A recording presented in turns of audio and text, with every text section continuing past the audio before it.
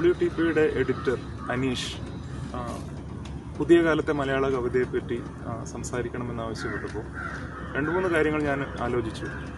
ഒന്ന്, ഞാൻ ഏറ്റവും പുതിയ കാലത്തെ മലയാള കവിതയെ ഏറ്റവും കോംപ്രിഹെൻസീവായിട്ട് ഫോളോ ചെയ്യുന്ന ഒരാളല്ല. ഇങ്ങനൊരു വിഷയത്തെപ്പറ്റി സംസാരിക്കാനുള്ള ഒരു അർഹതയുടെ കാര്യത്തിൽ എനിക്ക് കുറച്ച് സംശയമുണ്ട്. പിന്നെ ആലോചിച്ചപ്പോൾ വേറെ 2 ഓപ്ഷൻസാണ് എനിക്ക് ഇതിനകത്തുള്ളത് എന്ന് എനിക്ക് തോന്നി.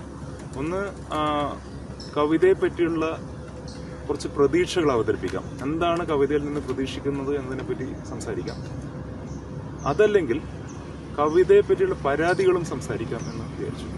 അപ്പോൾ ഒന്ന്, പരാതികളെ പറ്റി ആലോചിച്ചപ്പോൾ എനിക്ക് തോന്നുന്നു ഏറ്റവും ആത്മാർത്ഥവും സത്യസന്ധവുമായ പരാതികളിൽ ആക്ച്വലി പ്രതീക്ഷയുടെ ഒരു അംശം കൂടിയുണ്ട്. ഒരു പരാതി പറയുമ്പോൾ ആ പരാതി ഏത് രീതിയിൽ പരിഹരിക്കപ്പെടണം എന്നുള്ള ഒരു ചിന്ത, ഒരു ആലോചന കൂടി അതിനകത്ത് ഉൾപ്പെട്ടിട്ടുണ്ടാവുമല്ലോ. അപ്പോൾ ഒരു സാഹിത്യരൂപത്തിൻ്റെ സമകാലിക അവസ്ഥയെപ്പറ്റി നമ്മുടെ പരാതി എന്ന് പറയുന്നത് അതിൽ പ്രതീക്ഷയുടെ ഒരു റൂട്ട് മാപ്പ് കൂടിയുണ്ട് എന്നാണ് ഞാൻ വിചാരിക്കുന്നത്. അപ്പോൾ അതുകൊണ്ട് കുറച്ച് മലയാള കവിതയെ പറ്റിയുള്ള പരാതികൾ പറയാമെന്ന് വിചാരിക്കുന്നു. അപ്പോൾ ഈ പരാതി എന്ന് പറയുമ്പോൾ മലയാള കവിതയിൽ എഴുതാൻ ശ്രമിക്കുന്ന ഒരാൾ എന്നുള്ള രീതിയിൽ ഞാൻ എഴുതുന്ന കവിതയോട് എനിക്ക് തന്നെയുള്ള പരാതിയായിട്ടും ഇതിനെ സ്വീകരിക്കാവുന്നതാണ്. അപ്പോൾ ഏതായാലും ഞാൻ ചുരുക്കി പറയാൻ ശ്രമിക്കാം. ഇത് വളരെ ഡീറ്റെയിൽ ആയിട്ട് വിശദീകരിച്ച് പറയേണ്ട കാര്യങ്ങളാണ്. പക്ഷേ എന്നാലും ഇതൊരു ചെറിയ വീഡിയോ ആയതുകൊണ്ട് പെട്ടെന്ന് മനസ്സിൽ വരുന്ന കുറച്ച് പരാതികൾ പറയാൻ ശ്രമിക്കും എന്ന് വിചാരിക്കുന്നു. ഒന്നാമത്തെ കാര്യം, ഈ നമ്മൾ കമ്മ്യൂണിക്കേഷനെ പറ്റി അല്ലെങ്കിൽ അധ്യാപനത്തെ പറ്റി, ബോധനത്തെ പറ്റിയൊക്കെ പറയുമ്പോൾ ഉള്ളൊരാശയമാണ് ഈ കേഴ്സ് ഓഫ് നോളജ് എന്ന് പറയുന്നൊരു ആശയം. അതായത് ഒരാൾ ഒരു കാര്യം അറിഞ്ഞു കഴിഞ്ഞാൽ അതറിയുന്നതിന് മുമ്പുള്ള അയാളുടെ മാനസികാവസ്ഥയെ, അയാളുടെ ആ ഒരു കാര്യത്തോടുള്ള സമീപനത്തെ മുഴുവനായി അങ്ങ് മറന്നുപോകും. പിന്നെ ഇത് ഓൾറെഡി അറിഞ്ഞു കഴിഞ്ഞിട്ടുള്ള ഒരാൾ, ഇത് അറിയാവുന്ന ഒരാളോട് സംസാരിക്കും പോലെയാണ് ഇവർ സംസാരിക്കുക. അതുകൊണ്ടാണ് പലപ്പോഴും നല്ലതല്ലാത്ത അധ്യാപനം ഉണ്ടാവുന്നതും നല്ലതല്ലാത്ത കമ്മ്യൂണിക്കേഷൻ ഉണ്ടാവുന്നതും എന്നൊക്കെ ഒരു എല്ലാവർക്കും അറിയുന്ന കാര്യമാണ്, പരിചയത്തിലുള്ളൊരു കാര്യമാണ്. ഏതാണ്ട് ഈ രീതിയിൽ പ്രവർത്തിക്കുന്ന ഒരു കാര്യം, ഈ രീതിയിൽ എന്ന് പറഞ്ഞാൽ ഇതേ കേഴ്സ് ഓഫ് നോളജ് എന്നുള്ള രീതിയിൽ അതിന്റെ വിപരീത ദിശയിലാണ്, പക്ഷേ ഇതിന്റെ പ്രവർത്തനം ഒരേ രീതിയിലാണ്. മലയാള കവിതയെ സൂക്ഷിച്ച് നോക്കിക്കഴിഞ്ഞാൽ മലയാള കവിതയിൽ വളരെയധികം ആഘോഷിക്കപ്പെടുന്ന, ഏറ്റവും അധികം പോപ്പുലർ ആവുന്ന കവിതകളെ പറ്റി ആലോചിച്ചു കഴിഞ്ഞാൽ, നിരീക്ഷിച്ചു കഴിഞ്ഞാൽ നമുക്ക് മനസ്സിലാവുന്ന ഒരു കാര്യം, നമുക്ക് അറിയാവുന്ന കാര്യങ്ങൾ അറിയില്ല എന്ന് നടിച്ചുകൊണ്ട് എഴുതുന്ന ഒരു കവിതയാണ്. അല്ലെങ്കിൽ ഇതിനകത്തുള്ള ആശയങ്ങൾ അല്ലെങ്കിൽ ഇതിൽ അവതരിപ്പിക്കപ്പെടുന്ന വിഷയങ്ങൾ, പ്രതിപാദ്യങ്ങൾ എന്ന് പറയുന്നത് ഒരു തരം ലേൺഡ് ആയിട്ടുള്ള ഇഗ്നോറൻസ്, അതിനുന്നം വെച്ചിട്ടുള്ളൊരു കാര്യം ആയിട്ട് എനിക്ക് തോന്നിയിട്ടുണ്ട്. അതായത് മറ്റ് സാഹിത്യ രൂപങ്ങൾ ആലോചിച്ചു കഴിഞ്ഞാൽ, ചെറുകഥയായാലും നോവലായാലും ജീവചരിത്രം ആയാലും മറ്റു കലാരൂപങ്ങൾ, സിനിമയൊക്കെ ആയിക്കഴിഞ്ഞാലും അതിനകത്ത് ഇതിന്റെ അനുവാചകർ ഏറ്റവും കൂടുതൽ പ്രതീക്ഷിക്കുന്നത് ഓരോ ദിവസവും ഇത് പുതുക്കപ്പെടുക, പുതിയ മാറ്റങ്ങൾ സംഭവിക്കുക എന്നുള്ളതാണ്. പക്ഷെ ഈ കവിത ഒരു ടൈം ഷെൽട്ടറിൽ നിൽക്കുന്നത് പോലെ പ്രത്യേകിച്ച് മാറ്റങ്ങളൊന്നും ഇല്ലാണ്ട് നിൽക്കണമെന്ന് പ്രതീക്ഷിക്കുന്ന ഒരു അവസ്ഥയുണ്ട്. ആ പ്രതീക്ഷയെ കാറ്റർ ചെയ്യുന്ന കവിതകൾ എഴുതപ്പെടുന്നുണ്ട്. അത് കവിതയെ പറ്റിയിട്ടുള്ള പ്രധാനപ്പെട്ട ഒരു പരാതിയാണ് എനിക്ക്. അതായത് ഒരു തരം ഇൻഫന്റലൈസേഷൻ. കവിതയിലുള്ള ആളുകൾ എന്ന് പറയുന്നത് ഏതോ കാലത്തുള്ള കാര്യങ്ങളെ പറ്റിയിട്ടാണ് സംസാരിക്കുന്നത്. ഏറ്റവും പുതിയ ലോകം, അങ്ങേയറ്റം മാറ്റപ്പെട്ടിട്ടുള്ള ലോകം, നമ്മൾ ജീവിതം ഒരുപാട് മാറി മറിഞ്ഞതിനെ പറ്റി ഏറ്റവും സാധാരണക്കാരായ ആളുകൾക്ക് പോലും കൃത്യമായിട്ടുള്ള ധാരണയുണ്ട്. കവികൾക്ക് ഉറപ്പായിട്ടുണ്ട്. ഈ സാധാരണ സമൂഹത്തിൽ ജീവിക്കുന്ന ആളുകൾ തന്നെയാണ് കവികൾ.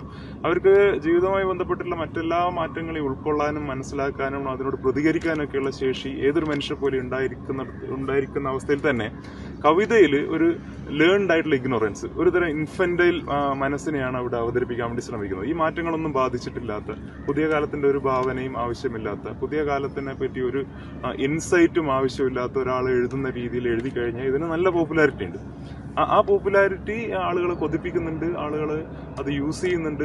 പിന്നെ അത് ശരിക്കും ഒരുതരം ബൗദ്ധിക സത്യസന്ധത ഇല്ലായ്മയാണ്. നമ്മളെ ഭാവുകത്വത്തിനോട് നമ്മൾ നീതി പുലർത്താത്തൊരു അവസ്ഥയാണ്. അതൊരു പ്രധാനപ്പെട്ട പരാതിയാണ്. പിന്നെ ഒന്ന്,